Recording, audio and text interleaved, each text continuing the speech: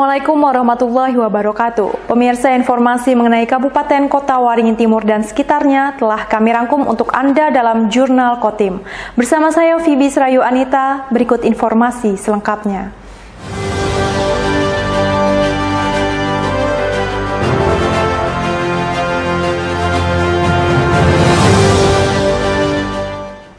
Pelaku usaha di Kabupaten Kota Waringin Timur diwajibkan mengantongi izin usaha melalui online single submission atau sistem perizinan berbasis daring. Karena banyak pelaku usaha yang memilikinya, maka dilakukan bimbingan teknis implementasi perizinan berusaha berbasis risiko. Memudahkan pelayanan perizinan berusaha, pemerintah menerapkan sistem online single submission atau OSS, namun tidak sedikit pelaku usaha di Kota Waringin Timur yang belum memahami cara memperoleh izin usaha lewat sistem tersebut. Rabu 10 Mei, Dinas Penanaman Modal Pelayanan Terpadu Satu Pintu atau DPM PTSP setempat menggelar BIMTEK implementasi perizinan berusaha berbasis resiko. Kegiatan diikuti sekitar 80 perwakilan perusahaan sektor perdagangan dan industri. Kepala DPM PTSP Kota Waringin Timur, Diana Setiawan menyebut hadirnya sistem OSS adalah untuk memudahkan investor mengajukan permohonan perizinan secara elektronik. Namun hasil evaluasi yang dilakukan DPM PTSP masih banyak ditemukan pelaku usaha yang belum mengantongi izin, padahal hal itu merupakan sebuah kewajiban bagi pelaku usaha. Untuk menertibkan hal itu akan dilakukan pembinaan administrasi sebagai tahap awal, namun jika tidak diindahkan maka akan dilakukan tindakan tegas. Karena selama ini kami melakukan evaluasi, banyak masyarakat, banyak pelaku usaha yang masih belum mengerti apa sih OSS, bagaimana sih masuk di aplikasi itu. Karena di PTSP di sana sudah tidak ada lagi yang manual-manual, jadi semuanya melalui aplikasi. Jadi nanti semuanya hasil kami melakukan inventarisasi, mana yang sudah berizin, mana yang belum berizin, mana yang tidak mengerti, mana yang belum mengerti, itu yang kita lakukan pembinaan dulu. Setelah pembinaan secara administratif mereka masih belum, kalau mereka ada kendala kita akan membimbing semua pelaku usaha itu. Dan jika itu tidak juga sampai 3 kali, maka kami akan melakukan tindakan di situ. Di tindakan kalau seperti reklame, kalau memang itu nanti mereka tidak mengurus izinnya, maka kami akan minta untuk dicabut dari situ. Sama seperti pelaku-pelaku usaha yang lain juga sama seperti itu. Jadi saya tidak pilih buruk punya siapa dan siapa di situ.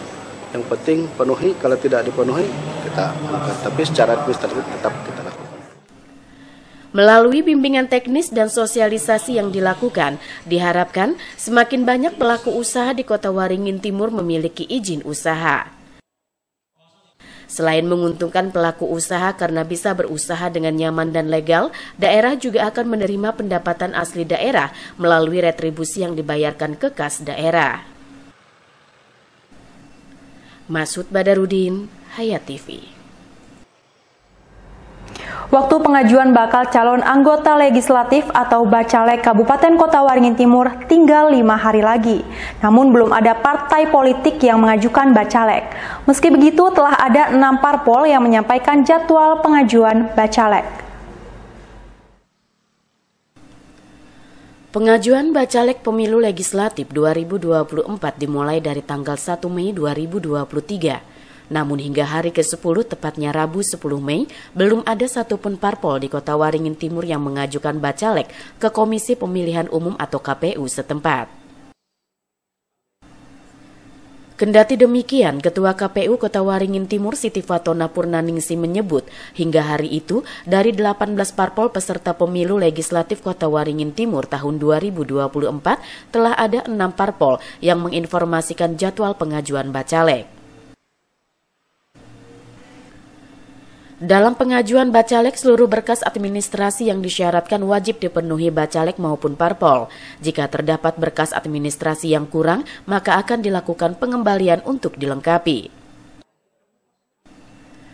Karenanya KPU Kota Waringin Timur berharap pengajuan Bacalek yang berakhir tanggal 14 Mei tidak dilakukan di hari terakhir, sehingga parpol dapat melengkapi berkas administrasi jika terdapat kekurangan. Baru 5 partai politik yang menginformasikan pengajuannya di KPU Kabupaten Kota Waringin Timur tanggal berapa. Itu yang pertama, Partai Nasdem kemarin sudah menginformasikan bahwasanya tanggal 11 akan ada pengajuan di KPU Kabupaten Kota Waringin Timur. Partai Gelora tanggal 12, Partai PAN tanggal 12, dan juga Partai PKB tanggal 12, dan Partai Golkar tanggal 13. Informasinya PDI Perjuangan juga akan melaksanakan pengajuan pada tanggal 11 Mei. Pengajuan bakal calon itu sebisa mungkin jangan hari terakhir, karena ketika dokumen kelengkapan itu ada yang kurang atau tidak lengkap, maka dokumen itu akan kami kembalikan kepada partai politik untuk dilengkapi. Seperti itu. Jadi kami harap karena dokumen-dokumen itu ada dari lembaga lain ya, atau dari instansi lain, harapan kami bukan di hari terakhir lah, untuk meminimalkan adanya pengembalian dokumen tersebut. Atau setidaknya jangan sampai partai politik tidak bisa melengkapi dokumen-dokumen yang memang sudah kami informasikan dari awal untuk syarat pencalonan dan syarat calon itu apa saja. Seperti itu. Dalam tahapan pemilu 2024 ini, Badan Pengawas Pemilu atau Bawaslu setempat terus melakukan pemantauan dan pengawasan. Pengawasan akan semakin ditingkatkan, terutama saat memasuki tahap verifikasi administrasi. Jadwal PKPU itu menyebutkan tanggal 1 sampai 14 itu adalah pendaftaran. Jadi kita hanya lebih mencek apakah ada atau tidak berkas syarat calon dengan syarat bakal calon, syarat pencalonan dengan syarat bakal calon. Terkait untuk detailnya itu di verifikasi administrasi yang jadwalnya di tanggal 15 Mei. Jadi saat ini kita hanya ngelihat teknis penerimaan berkas KPU. Ketika nanti verifikasi administrasi baru kita akan melihat kelengkapannya. Apakah ijazah itu ada legalisirnya atau tidak. Atau apakah ijazah itu, syaratnya kan ijazah SMA. Terus kemudian ini kan yang masih jadi potensi ini bicara tentang pidana, apakah dia mantan napi dan sebagainya. Nah itu kita lihat di tanggal 15 ketika verifikasi administrasi, kelengkapan itu yang kita perlukan. Verifikasi administrasi Bacalek dilakukan setelah masa pengajuan Bacalek, yaitu dimulai tanggal 15 Mei hingga 24 Juni. Pada tahap ini nantinya, KPU akan bekerja sama dengan berbagai instansi dalam mengecek keabsahan berkas administrasi Bacalek. Masud Badarudin, Hayat TV. Rimbun, calon incumbent yang merupakan politisi senior PDI Perjuangan Kota Waringin Timur, memastikan akan kembali mencalonkan diri pada Pilkada 2024 mendatang. Niat tersebut menurutnya sebagai bentuk pengabdian kepada masyarakat, sekaligus menyelesaikan aspirasi para konstituen yang belum diwujudkan. Rimbun menegaskan untuk memuluskan harapan tersebut, salah satu tahapan pemilu yang harus dilakukan adalah melakukan pendaftaran dengan mengikuti tes kesehatan dan kejiwaan serta bebas narkoba oleh tim medis RSUD Dr. Murjani Sampit Senin kemarin. Saat ditanya terkait persiapan yang tengah dilakukan, ungkap Ketua Komisi 1 DPRD Kota Waringin Timur ini mengaku tidak ada persiapan khusus, namun pada setiap kesempatan dirinya secara rutin kerap bertemu khususnya di daerah pemilihan yang merupakan konstituennya. Sedangkan motivasi utama untuk kembali mencalonkan diri sebagai bakal calon legislatif di pemilu 2024 mendatang, ungkap Rimbun, tiada lain sebagai bentuk pengabdian kepada masyarakat, sekaligus bertekad untuk menyelesaikan beragam aspirasi warga melalui program pembangunan agar segera terwujud.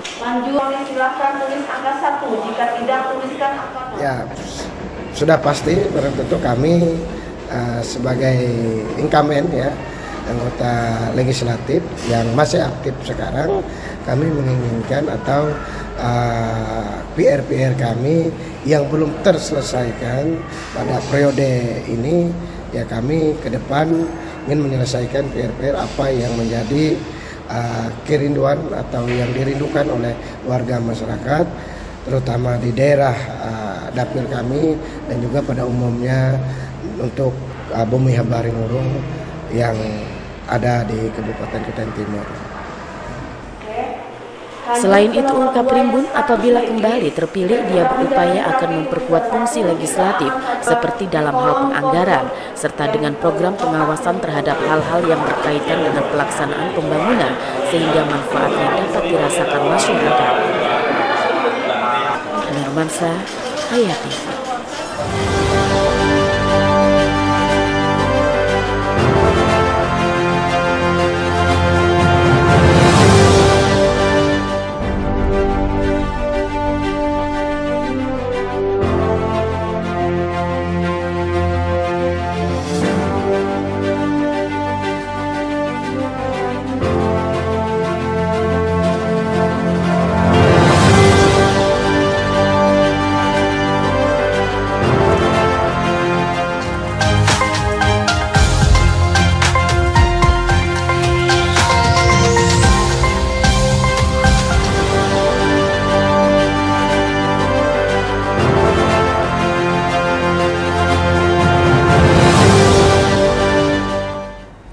Festival Marunting Batu Aji kembali diadakan di Kabupaten Kota Waringin Barat, di mana pada festival tersebut dipertandingkan berbagai macam perlombaan ketangkasan permainan-permainan daerah, serta berbagai macam seni dan budaya lokal, seperti tari-tarian, musik, memasak, dan lain sebagainya. Bertempat di Stadion Sampuraga, Kelurahan Sidorejo, kegiatan secara resmi dibuka oleh Asisten Administrasi Umum pada hari Senin malam 9 Mei 2023. Kegiatan Festival Marunting Batu Aji ini bertujuan untuk meningkatkan kreasi dan inovasi serta menanamkan apresiasi seni yang berakar pada nilai-nilai tradisi dan budaya bangsa, terutama budaya dan tradisi lokal yang ada di Kota Waringin Barat. Para peserta yang terdiri dari pelajar, mahasiswa, seniman, dan masyarakat umum menampilkan kepiawaian mereka yang menunjukkan kekayaan seni dan budaya lokal Kabupaten Kobar, seperti mengentak, melomang, masak tradisional, karungut, lagu daerah, tari pesisir, dan juga tari pedalaman. Festival Marunting Batu Aji ini terbuka untuk umum dan berlangsung sejak tanggal 8 dan berakhir 12 Mei 2023. PLT Kepala Dinas Pendidikan dan Kebudayaan Kota Waringin Barat Jamri menuturkan, hasil lomba ini akan mewakili Kabupaten Kota Waringin Barat dalam Festival Budaya Isen Mulang 2023 di Kota Palangkaraya, di mana ada 12 lomba yang akan diikuti Kota Waringin Barat, namun Disdikbud Kota Waringin Barat saat ini fokus kepada kesenian dan budaya. Kegiatan Festival Budaya Isen Mulang merupakan kegiatan tahunan Provinsi Kalimantan Tengah, biasanya menggelar berbagai lomba. Di antaranya ada karungut, lomba meneweng, menetek tuntang menyila kayu, lomba sepak sawut, lomba balogo, lomba jukung tradisional, lomba lagu daerah, lomba lawang sekepeng, lomba menyumpit, menyipet, dan juga tari tradisional hingga karnaval. Saya ucapkan selamat dan sukses bagi teman-teman sebagai panitia Festival Marunting Batu Aji yang pada saat ini tentunya ini adalah awal persiapan kita mengikuti Isen Mulang di Palangkaraya dalam rangka hari ulang tahun Provinsi Kalimantan Tengah di Palangkaraya, yang mana hasil lomba ini akan kita bawa atau dipertandingkan lagi di tingkat provinsi. Kita di sini ada beberapa bidang, diantaranya tarian pesisir dan tarian pedalaman, dan juga mengenta, kerungut, dan tari-tarian. Ada 7 bidang sesuai dengan kualifikasi umum dan pelajar.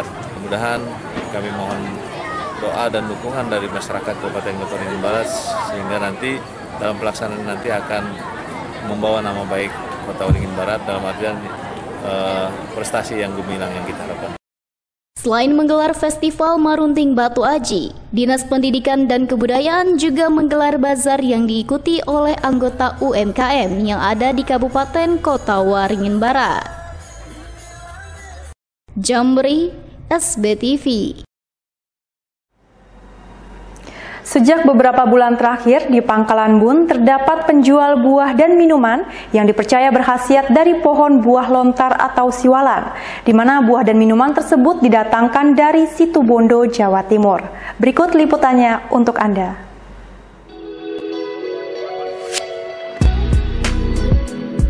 Buah lontar sering disebut juga dengan siwalan. Buah yang satu ini memiliki tekstur lembut seperti kelapa dengan sensasi rasa segar. Buah ini juga sangat baik untuk kesehatan. Di Indonesia, buah lontar banyak tumbuh di bagian timur Pulau Jawa, Madura, Bali, Nusa Tenggara Barat, dan Nusa Tenggara Timur. Namun di Pangkalan Bun sekarang juga ada loh yang jual buah yang mirip dengan kelapa ini. Bahkan ada di 3 lokasi, yaitu di Jalan Pasana, kemudian dekat Makam Skip, dan di KM 1 Jalan Ahmad Yani. Salah satu penjual buah lontar, Hadari, menceritakan bahwa di Pangkalan Bun dia bersama 10 orang rekannya dari Situbondo, Jawa Timur berjualan buah lontar dan legen sejak akhir tahun 2022 lalu. Karena termasuk bukan tanaman lokal dan mungkin baru kali ini ditemui, penjualan buah lontar dan legen terbilang cukup laris. Dalam sebulan mereka mendatangkan hingga 10 kali dengan menggunakan kapal laut, di mana sekali datang untuk per lapak bisa mencapai 40 karung berisi 25 botol legen. Untuk buah lontar antara 50 sampai 150 karung berisi 45 buah dengan harga Rp25.000 per buah. Sementara legen dijual dengan harga Rp30.000 per botolnya. Menurut Hadari, buah dan legen tidak bisa bertahan lama, yakni berkisar 5 hari dan legen hanya sampai 10 hari, karena lebih dari itu akan menjadi seperti tua. Untuk minuman dari batang bunga buah lontar, selain segar diminum, ternyata legen juga dipercaya memiliki khasiat bagi kesehatan. Di antaranya mampu memperbaiki fungsi ginjal, mengatasi gejala impotensi, dan meningkatkan produksi sperma. Air legen juga bisa membangkitkan stamina yang menurun, baik juga yang mempunyai keluhan maag serta khasiat lainnya. Bagaimana? Penasaran ingin mencoba dan merasakan khasiatnya? Silahkan membeli dan merasakan manfaatnya. M. Nasihin, SBTV. Demikian pemirsa informasi dari Kota Waringin Barat tadi sekaligus menutup jumpa kita pada kali ini. Saya Fibi Srayu Anita mewakili jajaran yang bertugas mohon undur diri dari hadapan Anda. Terima kasih dan sampai jumpa. Wassalamualaikum warahmatullahi wabarakatuh.